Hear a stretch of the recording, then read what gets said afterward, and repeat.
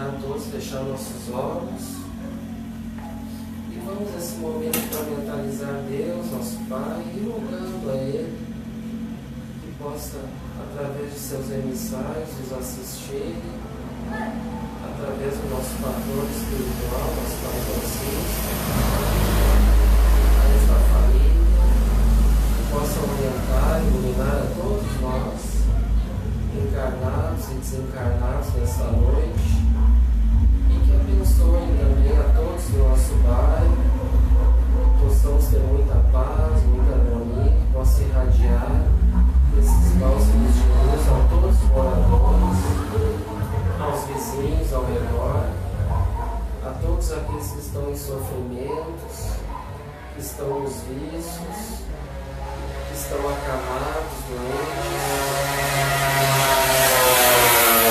Vamos fazer uma visita também nos hospitais, nos orfanatos, nos asilos, nos presídios, nos manicômios, em todos os lugares de amparo, de sofrimento, que possam os nossos irmãos visitarem, abençoando, iluminando a todos aqueles que estão sofrendo, que estão com dores, que estão com dificuldades, que abençoe e ilumine a nossa cidade, o nosso estado, a todo o nosso país, ao nosso orbe, que possamos confiar em Jesus, nosso Mestre, que está no leme, está como nosso orientador do nosso país, do nosso planeta, que possamos ter confiança nele, para que possamos ter um mundo melhor, um mundo regenerado, e que este mundo começa dentro de cada um de nós, que possamos fazer os esforços.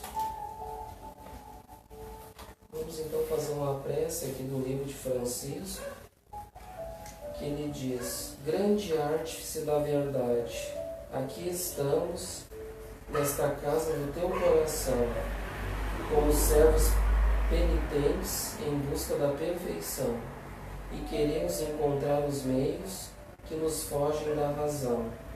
Pedimos-te a paz, Senhor, mas que ela não nos venha na feição da preguiça. Pedimos-te a luz, mas não permita, Senhor, que ela nos leve a cruzar os braços no conforto das claridades.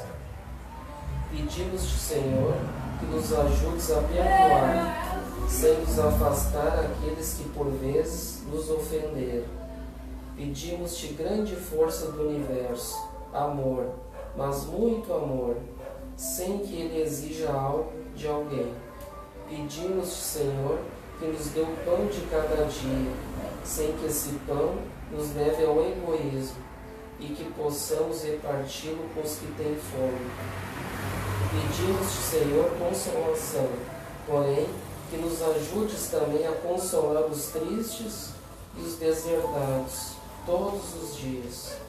Pedimos-te, meu Deus, Deus nosso, que a saúde se instale em nós, mas que não nos esqueçamos de ajudar os enfermos. Pedimos-te, Senhor, o teto, mas ajuda-nos a abrir as nossas portas aos desabrigados. Pedimos-te a tua companhia permanente, todavia, ajuda-nos a acompanhar os deserdados, os órfãos, os atormentados, os viciados, os criminosos, os leprosos, os famintos da tua luz, porque sabemos que sem esse convívio de nada nos valerá pedir-te o que almejamos.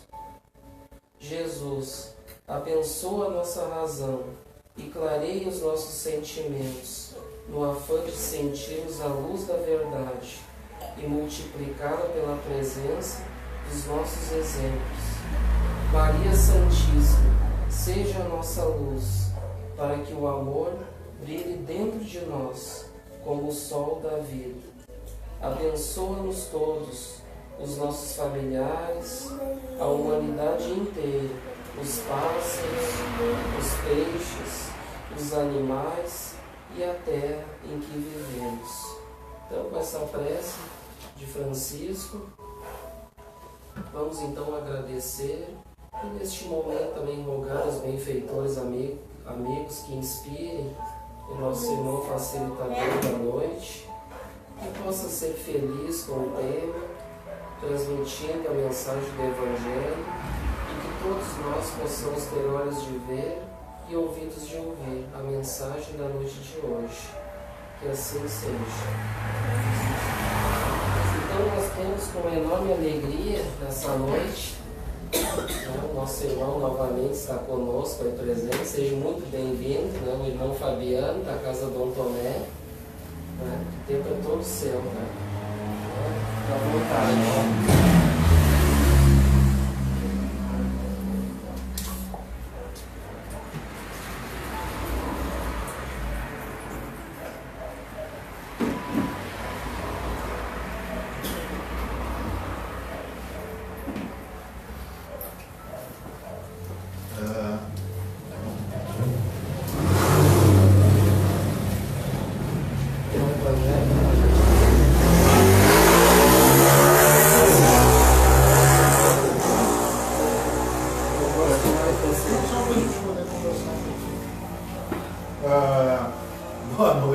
Boa noite a todos.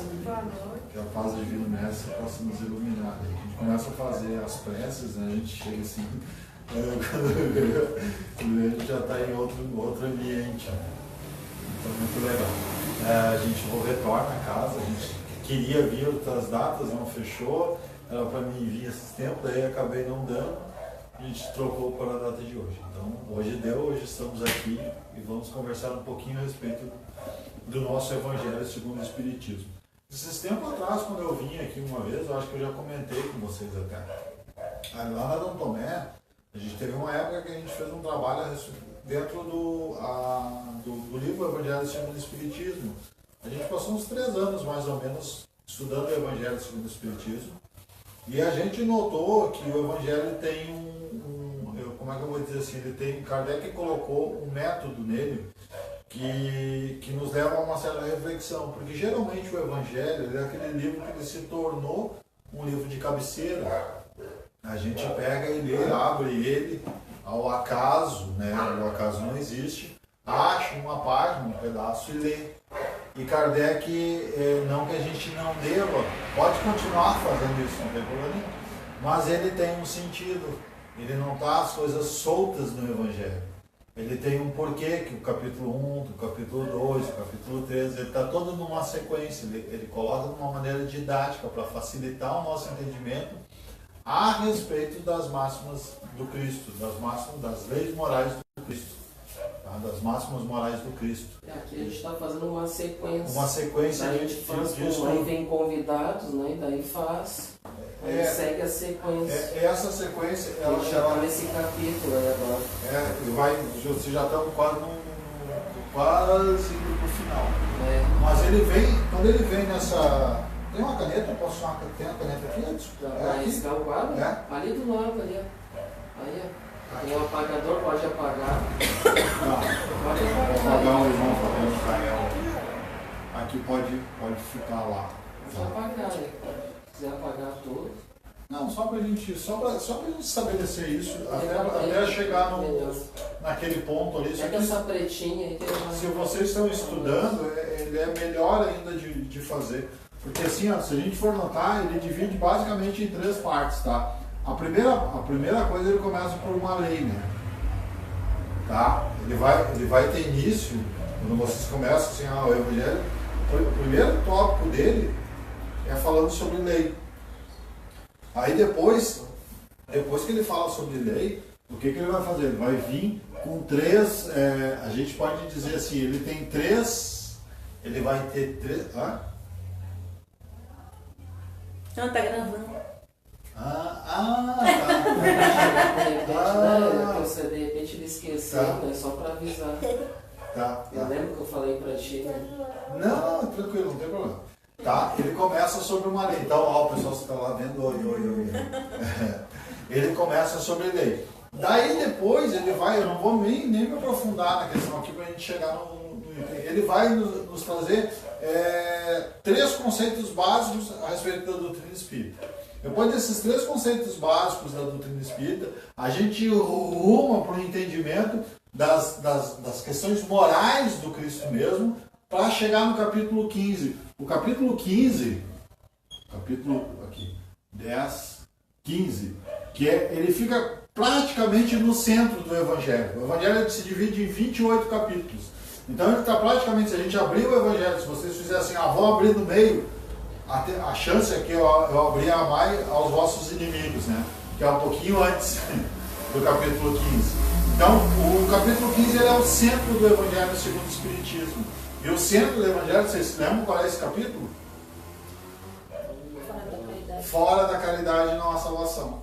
Todo o Evangelho ele vai trabalhar de lá para cá e daqui para lá, descubra este lei, para que a gente chegue nessa questão do amor.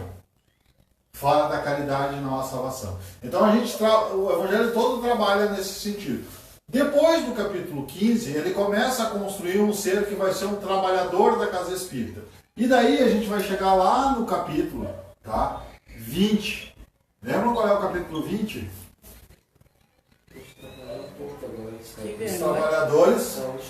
Os trabalhadores da última hora. Isso é bem legal, assim, quando a gente fala, quando começa a observar dessa maneira que Kardec coloca, não que isso vá fazer alguém melhor, não que isso vá transformar alguém, mas eu tenho certeza que depois de fazer esse estudo a gente vai lembrar de todos os capítulos do Evangelho, sem consultar o livro. Se eu forçar um pouquinho a cabeça, faz tempo que eu não faço esse tipo de trabalho, mas eu lembro, porque ele tem uma lógica, sabe? Ele começa falando sobre uma lei, que é a base de tudo. Essa lei revela 3 conceitos da doutrina espírita, que é o capítulo 2. Eu não vou falar todos eles, senão não vai dar tempo para a gente conversar a respeito. Mas aqui ele formou o trabalhador. E nesse capítulo 21, ele vem nessa questão aqui, a missão dos espíritos e o prodígio dos falsos profetas, né? Mas o título do capítulo haverá falsos cristos e falsos profetas. Ele é taxativo. Haverá falsos cristos e falsos profetas. Tem uma certa lógica ele botar esse capítulo logo depois de ele falar dos trabalhadores da última hora. Por quê? Porque agora nós nos formamos trabalhadores. Agora a gente passa a ser um trabalhador. E quando a gente passa a ser um trabalhador, cuidado, para que você não seja falso. Olha a responsabilidade que Kardec traz nas entrelinhas da obra. Quando a gente começa a observar, para aí, ele colocou isso. Aí depois ele vai colocar no capítulo 22, ele vai colocar que não separeis o que Deus juntou. Ó, para quem? A quem ele está se referindo? Daí logo depois ele coloca no capítulo, aqui, ó, no capítulo 23, ele vai colocar a questão de que a gente decorava na questão do entender, né? Que ele bota assim moral estranha, né? A questão de algumas morais estranhas, ou seja, que a gente deve se aprofundar para entender o que está dizendo, para entender o que ali está escrito. E daí no outro capítulo, no próximo capítulo, ele vai botar, no capítulo 24, ele vai botar: não coloqueis a candeia sobre o alqueire. Ou seja, os 4 capítulos, após o capítulo 20, eles vão tratar para o trabalhador. Eles vão dar 4 dicas para como a gente deve se comportar a partir daquele momento. É só a gente dar uma observada. Se a gente lembrar que são 4 dicas, a gente vai lembrar dos 4 capítulos. A gente vai lembrar do que ele traz. Tá, agora nós chegamos. Eu só fiz uma introdução para que a gente pudesse chegar no capítulo 21. E depois a gente vai abordar esses temas bem mais dando uma contribuição um pouquinho maior. Quando ele afirma haverá falsos cristos e falsos profetas, o que a gente tem que entender nesse contexto? Olha só, ele não diz assim, talvez. Ele afirma. Ele não, de repente, vai surgir. Ele afirma, haverá falsos cristos e falsos profetas.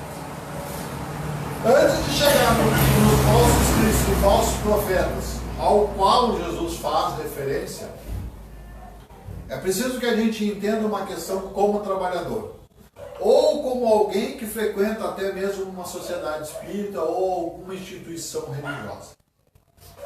Geralmente nós vamos desenvolvendo uma cultura que é a de condenar. Nós desenvolvemos uma cultura de observar as pessoas e de fazer juízo de valores. Olha só, durante muito tempo eu trabalhava, um colega meu de trabalho, ele conhecia alguém que era espírita. Eu era iniciante na doutrina espírita, não tinha muito tempo, mas ele conhecia alguém que era espírita. E esse alguém que era espírita já tinha uma caminhada assim na doutrina, pelo que eu sei. Até hoje ele está no movimento espírita, é uma pessoa que eu conheço, mas naquela época eu conhecia ele assim, mas não sabia nem na questão do movimento espírita. Mas vamos lá. Esse colega meu, ele volta e meia dizia assim, tu viu fulano, que é espírita? Sabe o que ele fez? E daí? E fulano faz isso, faz aquilo. E aquilo dá uma dorzinha por dentro. Porque quando a gente vê em falsos cristos e falsos profetas, a gente mistura um pouco essa questão. Parece que eu, ou o Ederson, ou alguém, a gente também está nessa questão de falso Cristo ou falso profeta. E isso me dá uma... Tá, o que eu vou dizer, né? A gente fica... Normalmente é aquela mesma situação que a gente pensa assim, fulano está indo na sociedade espírita. Daí alguém vai dizer assim, mas não mudou nada. Nada. Continua igual. Aí a pessoa diz assim, mas o que adianta? Quando eu ficava isso me remoía. Aí a espiritualidade é algo fantástico, porque a espiritualidade consegue tirar, sabe? A espiritualidade consegue nos dar dicas de bem viver. A função da doutrina espírita, eu costumo dizer, é retirar de dentro de nós o que nós temos de bom. O participar do movimento espírita faz com que a gente vá se tornando um pouco melhor a cada dia. E esse pouco, às vezes, é imperceptível. E foi isso que a espiritualidade me disse. Um amigo se aproximou de mim e disse assim, Fabiano, avisa esse irmão que fazia as críticas que se fulano, sendo espírita, faz o que faz, imagina se ele não fosse. Imagina se ele não participasse de nenhum segmento religioso, o que faria? Então, lembrando aquela passagem do Cristo, não são os sãos que precisam de médico, mas sim os doentes. São os doentes. Então, quando a gente se propõe a participar de uma instituição religiosa, não é sinônimo que nós sejamos santos. Não é sinônimo de santidade. Geralmente, quando se é convidado, eu comecei a trabalhar na Associação Espírita aqui de São Paulo, Associação Espírita Cacique de Barros. Eu costumo dizer que eu era a coisa melhor que tinha, porque eu ia na sexta-feira, sentava no fundo do auditório e dormia assim, que era uma beleza. Sentava lá no fundo e dormia assim, dormia. Daí eu cheguei à conclusão que a associação, que era porque aparece ela na sexta, que nem de vocês, eu digo, sexta-feira não dá, estou cansado, trabalhei a semana inteira, não dá. Daí eu sugeri que eles mudassem o dia da exposição. Olha só, a Associação Espírita eu acho que é uma das mais antigas, tem a Obreiro e depois é a Cacique de Barros. Imagina o espírito obsessor que eu era. A recém chegou, queria que eles mudassem o dia da exposição. Olha as ideias. E daí foi, eles não mudaram o dia da exposição, eu continuei indo, um dia eu parei de dormir, comecei a prestar atenção, foi que eu comecei a frequentar a sociedade espírita. Um dia alguém chegou e disse assim, daí eu comecei a participar de estudos e coisas, vamos trabalhar, eu digo, não vou, não. Daí foi, fui ser secretário. Foi lá um tanto, disse, vai ter um curso de expositor, eu quero que tu faça. Eu digo, não é nem falar que eu fiz. Não quero. Por que eu não queria fazer? Porque quando se faz exposição, a pessoa se expõe em todos os sentidos. Tem uma pesquisa que eu não sei se ela está valendo ainda, porque os dados que eu tinha dela eram antigos, mas que o pior medo da humanidade, sabe qual é o pior medo da humanidade? A maioria. O segundo é fácil. O segundo era barato. E o primeiro é falar em público. Por quê? Porque ao falar em público a gente se expõe. E ao expor, eu me exponho. E ao se expor, a gente mostra as nossas fraquezas. Quando eu estou aqui falando para vocês, ali, para o público que não está fisicamente presente, vocês têm todo o direito de fazer uma avaliação. Gostei, não gostei. E essa avaliação não é só do que eu falei, é de mim como pessoa. Quando a gente faz a questão de falsos cristos e falsos profetas, muitas vezes a gente taxa as pessoas nesse sentido. É falso Cristo ou falso profeta, por causa daquilo. É um vício que nós criamos ao longo da nossa trajetória, indo contra a própria doutrina do Cristo. Porque a doutrina do Cristo, ela diz assim, não julgues, a fim de não ser julgado. Ela não coloca a questão de nós estarmos a julgar as pessoas. Pelo contrário, ela nos propõe a questão de nós fazermos a nossa transformação. Cada um faz a sua transformação. Então, quando se tem um trabalho, de uma proposta de trabalhar, trabalha, faz o teu melhor. Não fica muito preocupado com os erros que ainda tem para corrigir. Outra que uma pessoa uma vez me disse, nunca deixa de fazer o que tu sabe, o que tu faz que é bom. Não no sentido de ser bom, no sentido do trabalho, mas que é para o bem. Nunca deixa de fazer o bem. Por mais que tu tenha cometido erros na tua vida, na tua existência, o bem que tu já consegue fazer, mantém fazendo. Continua fazendo. Há pouco a gente teve um trabalho onde a gente conversou agora no sábado com o pessoal, porque, gente, às vezes o pessoal diz assim, mas o que adianta ir na sociedade espírita, né? Vem aquele que não está mudando. Eu fico pensando, será que Deus fica bravo com nós? Porque a pessoa está 30 minutos fazendo o bem. Porque ele dedicou 40 minutos da sua semana para rezar, para orar. Será que Deus vai ficar bravo? Não, né? Não vai se ofender. Não é o que a gente quer ser ainda, mas é o que a gente pode ser, consegue ser. E aí, gente, nesse conjunto de observação, nós começamos a ser sinceros. E ao ser sincero, a gente foge da questão de falso. Esse é o alerta que ele faz. Não seja falso. Deixa eu contar para vocês o que me aconteceu esse dia. Só dá para contar.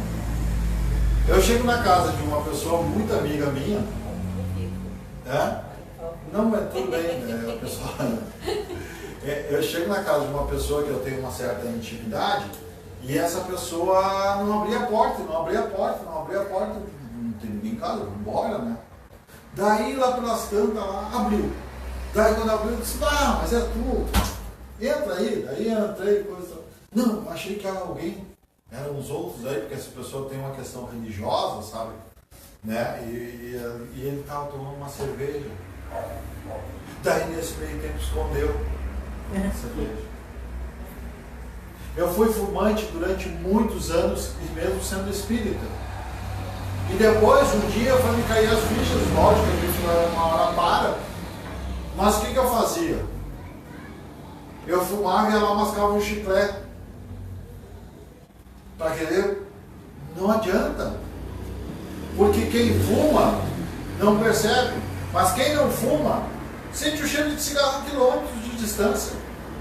Pode ir lá e tomar um banho, que vai sentir, porque fica impregnado. Não dá para ser falso. Quando a gente vê a questão espiritual e a questão física, nós, espíritos encarnados, E nós, espíritos, espiritualmente, quando a Kardec pergunta assim, os espíritos conhecem os nossos pensamentos? Ele vai dizer assim, até mesmo aqueles que tentam esconder de si mesmo. Sabe aquele negócio que a gente diz assim, não vou pensar nisso? Nisso, o espírito sabe. E ele não coloca ali que é um espírito de luz, todos os espíritos sabem. Porque o nosso pensamento, numa visão espírita, ele é matéria. Ele se materializa a ponto de qualquer espírito desencarnado perceber o que eu estou pensando. Ou seja, não dá para ser falso. Fisicamente dá. Porque fisicamente eu posso dizer assim, pai, pessoal, como tá linda essa tua camiseta. Mas eu estou lá pensando, que camiseta horrível. Dá para enganar os homens, né? Isso. Mas não dá para enganar espiritualmente. Porque fica claro. E a nossa vida de verdade, ela não é a vida física, ela é a vida espiritual. Então, ser sincero. Claro que sem magoar ninguém, tentando se conter muitas vezes, mas seja sincero. Mostre os defeitos que tem, para que as pessoas não se iludam. Muitas vezes, quando se vai fazer um trabalho na casa espírita, ao final do trabalho, porque a gente vai lá conversar, falar, as pessoas têm uma impressão. Mas ao nos encontrar na rua, é outra. Quem melhor nos conhece? A nossa família. É eles que nos conhecem. Então, às vezes, a gente tem uma atitude e na família tem outra. A minha filha esse dia disse assim, eu vou fazer um meme. O pai em casa e o pai fazendo palestra. Não faça. Não faça, isso vai dar problema. Por quê? Porque nós somos assim, é preciso que a gente entenda isso. E daí a gente não entra na questão dos falsos profetas. Quando a gente vai entrar aqui, missão dos profetas e os prodígios dos falsos profetas, quando ele vai falar especificamente nesses dois itens que o Edson me solicitou, o primeiro item, ele vai falar a respeito de o que a gente entende a respeito de profeta. Quando se tem a ideia de profeta, o profeta era aquele que era capaz de adivinhar o futuro, que tinha essa cotação. O maior profeta que a gente tem assim, na questão religiosa, depois tem a questão de Nostradamus, que vem depois, mas lá é Moisés. Quase que me foge. Moisés vem como profeta. Ele profetiza muitas coisas que começam a acontecer, muitas coisas ele entendia. Ele diz que o povo teria que sair daquele lugar, que teria que se deslocar para outro lugar, que teria a terra prometida. Ele vai conversar com Deus. Então o profeta, entendam que o profeta naquela época é o médium de hoje. Ele está associado à questão da mediunidade. Então, quando ele diz haverá falsos cristos e falsos profetas, de Moisés a Cristo, houve um espaço gigantesco. E é preciso que se entenda que quanto mais para trás a gente volta na história da humanidade, mais maravilhoso eram algumas situações. Ou seja, se comunicar com o Espírito era algo maravilhoso, era algo sobrenatural. E que só certas pessoas teriam condições de fazer. Quando se vai estudar a cultura indiana, e é um dos livros mais antigos que se tem, o Código de Vedas, que é a base da religião hindu, o hinduísmo, nós vamos encontrar lá que os Brahmas, sabe, já ouviram falar nos Brahmas, né? Os Brahmas são as pessoas que têm a capacidade de entender o Código de Vedas. E ao entender, eles têm a capacidade de domínio. Não sei como é que é interpretado isso hoje, mas a literatura nos traz esses conceitos. Quando a gente começa a observar a questão de maravilhoso, quando algo é muito maravilhoso, e naquela época se usava muito de Deus, como se Deus tivesse falado, eu falei com Deus, então o meu poder aumentava. Como eu teria falado com Deus, meu poder aumentava, e agora o que eu falo aqui na Terra se torna uma lei. E daí? Aquilo, muitas vezes a gente começa a estudar e ver, muitas vezes não está falando com Deus, não, me desculpa. Nem com um espírito muito superior. E daí o que acontece? Como a pessoa botou uma carga nas costas, ela vai mentir. Quando a gente começa a falar sobre essa outra questão que entra, daí entrando especificamente, deixa eu tirar isso aqui que a gente fez no começo, especificamente na questão de mediunidade, quando a gente fala sobre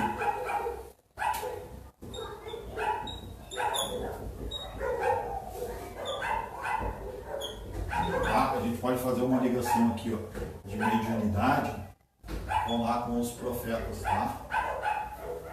Gente, nessa questão aqui de mediunidade, é preciso que se conheça. Quando há um fenômeno mediúnico na visão espírita, o telefone toca, é do mundo espiritual que vem para cá. Aqui a gente pode até fazer evocação de espírito, a gente pode até chamar alguém de lá, mas corre o risco de não ser atendido. Entenderam? Então vamos supor que eu tenho uma capacidade mediúnica, beleza. Aí o Edson me pergunta alguma coisa. Como o nosso pensamento da matéria, um espírito facilmente vê o que está acontecendo. Ele pode sim dizer, olha, está acontecendo isso é uma verdade. Isso é normal, isso não tem nada de maravilhoso, de sobrenatural. Hoje a gente entende isso como algo normal. O que acontece? Como às vezes ele vai chamar e lá não vai responder, e principalmente se tiver unido a isso a questão financeira, muda de coisa, muda de posição. Por quê? Eu cobrei algo. E se eu cobrei, eu tenho que dar a resposta de algo. E como eu vou dar? Se eu estou consultando e lá não está me respondendo. Vira e aparece o charlatanismo. Então quando Cristo diz assim, haverá falsos cristos e falsos profetas? Haverá. Haverá muitos que vão dizer assim, eu venho em nome de Deus. Eu venho em nome de Jesus. Eu venho em nome de fulano, de ciclano. E quando ele vai falar, é tão interessante. Ele diz assim, ó, então, se alguém for dizer, o Cristo está aqui ou está ali, não acreditais absolutamente.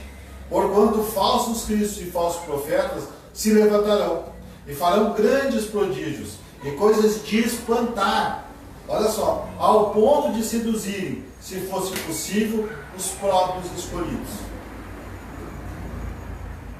Farão grandes prodígios, olha, prodígio numa acepção, algumas acepções religiosas, prodígio é aquilo que não tem explicação nenhuma. Quando a gente começa a ler o Evangelho, ele tem uma explicação. Porque seria impossível que Deus deixasse que alguém rompesse a sua lei. Porque o prodígio é romper a lei, o milagre é romper a lei. E no momento que ele aconteceu, ele deixou de ser milagre. Porque ele aconteceu. Se aconteceu, aconteceu dentro de uma lei. Por mais que a gente desconheça, tem uma explicação para aquilo que aconteceu. O Espiritismo de maneira nenhuma faz milagre. Não faz. Ele nos explica. O grande milagre, talvez, que o Espiritismo faça é abrir a nossa mente para que a gente possa entender qual é a proposta do Espiritismo. Mas a gente vai dizer assim, ó, os prodígios e os milagres não são privilégios, na continuação de textos, tá? Eu só retirei um pedacinho do texto. Exclusivo dos enviados de Deus. E nada provam, pois que nada distingue os milagres dos santos dos milagres dos demônios. E aí? Nada prova. Como é que a gente vai distinguir o que é certo e o que é errado? Como é que a gente vai ter esse critério? Como é que a gente vai saber se aquele profeta é um profeta de verdade ou ele é um profeta falso? A gente estudou anteriormente esse critério. É pelos frutos. É pelos frutos. Nesse aqui também ele vai dizer no item 5, no finalzinho do item 5, ele vai dizer que é pelo aspecto moral. Pela questão moral. Olha, o que é uma questão moral? A base da questão moral, porque às vezes a gente entende moral de uma maneira equivocada. A base de uma questão moral é humildade. Quando Cristo vai nos dizer a respeito de como se conduzir, ele vai dizer o quê? Amarás ao Senhor teu Deus acima de todas as coisas. E isso é a humildade.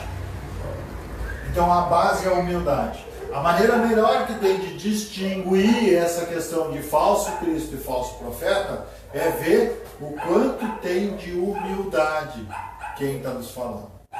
Vai algumas dicas para quem tem a capacidade mediúnica, ou seja, quem ouve e conversa com o Espírito. Tá? Gente, se insistir, seja na questão que for, se insistir, não é espírito de luz, não é espírito elevado, porque espírito elevado respeita a nossa liberdade.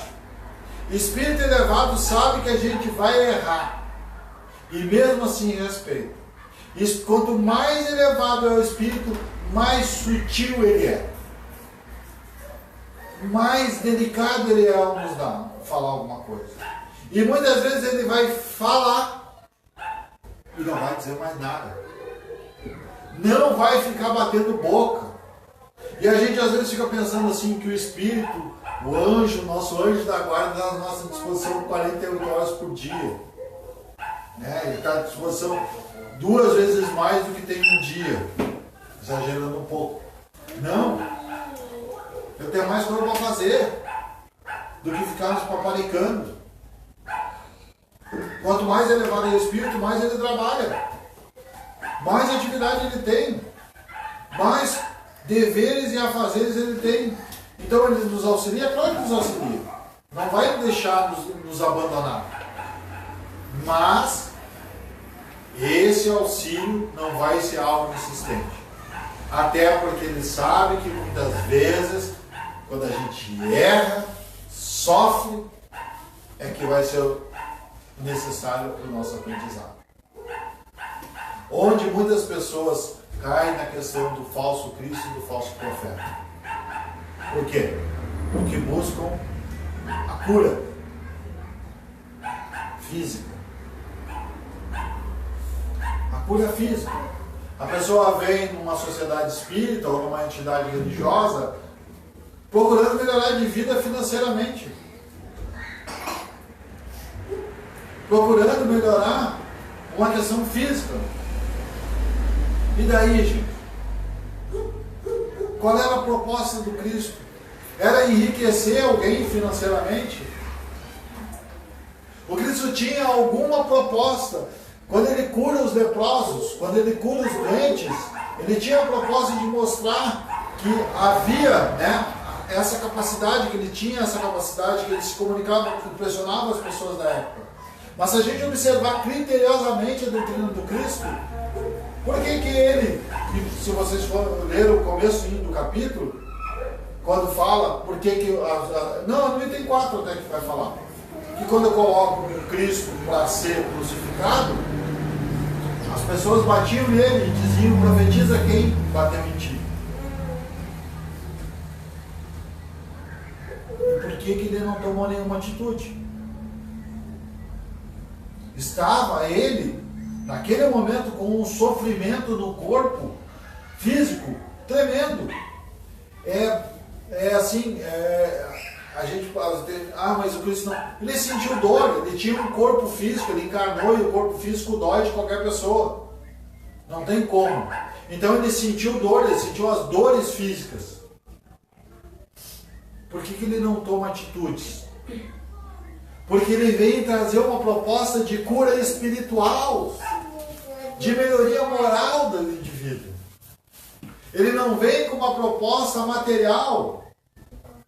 Às vezes, não é que exista o falso profeta. Esse falso profeta só existe, muitas vezes, porque existem pessoas que buscam coisas que são falsas. Então, como eu busco coisas que não existem, eu acho alguém onde a gente faz uma conexão, se conecta a essa pessoa, e daí passa a acreditar em tudo. Nós fomos, ao longo da história da humanidade, criando os santos. E daí depois, quando não tinha mais santos, muita gente no próprio movimento espírita criou o espírito de luz. Mudou o nome. Mas continuou, porque a doutrina espírita vem nos dizer e nos orientar que a responsabilidade é nossa. O espiritismo não é para o fulano, ciclano e beltrano, é para nós. Uma pergunta que a gente sempre tem que se fazer: o que eu estou fazendo na sociedade espírita? Por que eu estou no movimento espírita? Por que eu vou numa instituição espírita? E a resposta tem que ser porque me torna uma pessoa melhor. Porque faz bem para mim. Se eu estou inserido num contexto onde eu não estou me tornando um pouquinho melhor, ou pelo menos contendo meus impulsos negativos, opa, para aí, dá uma repensada. De repente a gente está porque nós achamos lindo e maravilhoso, porque nós estamos lá conectados com o mundo espiritual. Que mundo espiritual? Todo esse contexto é para nos tornar uma pessoa melhor. E uma pessoa melhor, gente, moralmente falando. E uma pessoa melhor moralmente falando significa você aprender a dar bom dia.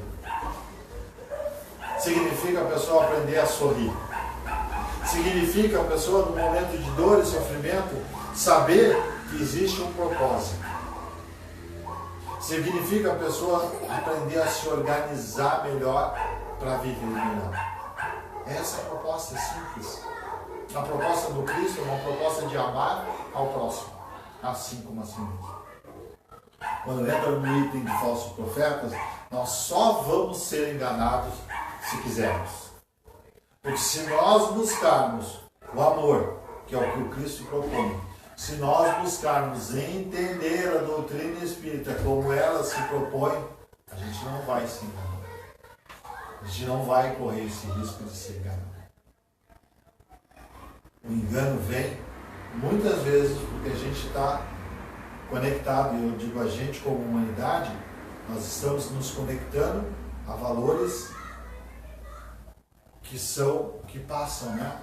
Construir tesouros para ti no céu. E às vezes as pessoas querem tesouro daqui. O profeta verdadeiro, ele traz como base em si a questão da humildade. No item 5, aí vocês vão ver no final lá, a base é a questão da humildade. O profeta verdadeiro, ele geralmente é descoberto, porque ele não aparece para ninguém. Ele fica lá no cantinho dele, fazendo o trabalho dele. Ele não sai a gritar aos quatro cantos. Esse é o profeta verdadeiro.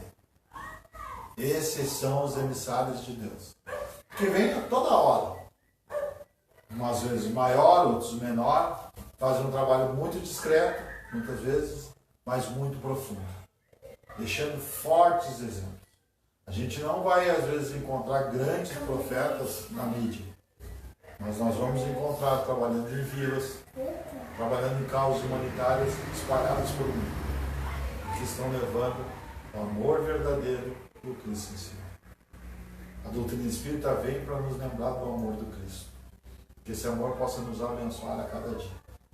Que a cada dia a gente possa sentir essa figura maravilhosa que nos veio trazer um exemplo de como é a vida e de como dá para ser feliz a cada segundo. Depende única e exclusivamente de nós. Porque Ele nos deu a palavra e nos deu o exemplo. Diz que nós poderíamos. Nos diz que vós sois o sal da terra. Nós somos o que dá o sabor a este planeta. Que sejamos o sal na medida certa. Caros amigos, muito obrigado. conversar um pouquinho a respeito desses dois. Eu acabei falando do capítulo inteiro quase, mas o capítulo em si ele vai rodar assim nessas questões, sabe? Não foge muito disso. Não sei se vocês já leram, se não leram, dá uma lida. Lembra dessa questão que esses capítulos vêm logo depois dos trabalhadores. Então, cria uma associação nesse sentido. Que a paz do Divino Mestre, meu Jesus, permaneça presente por todos nós.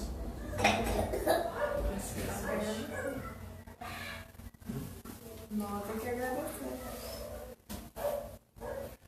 Tá aí o teu evangelho, Soleto.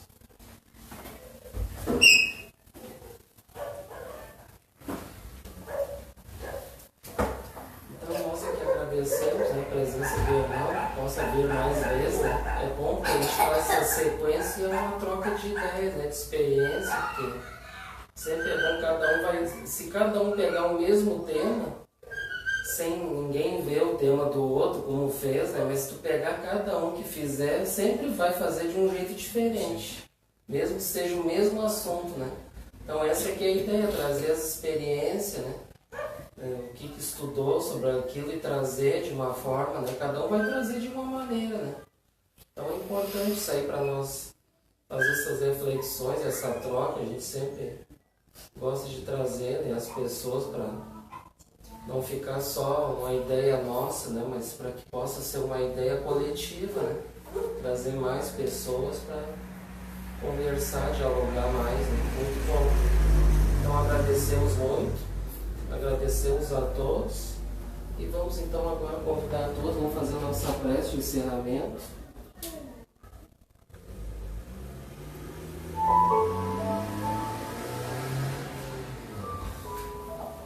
Vamos fechar os olhos, vamos então agradecer por essa oportunidade de estarmos aqui reunidos, aprendendo um pouco mais sobre este Evangelho de amor que o Cristo nos legou à luz da doutrina espírita e que possamos sair daqui com essas reflexões, levando para as nossas vidas, sentindo em nossos corações a mensagem do Cristo, que possamos cada dia nos tornar seres melhores, sempre refletindo, sentindo no coração tudo aquilo que a gente estuda, que a gente aprende e fazendo os esforços para praticar as virtudes.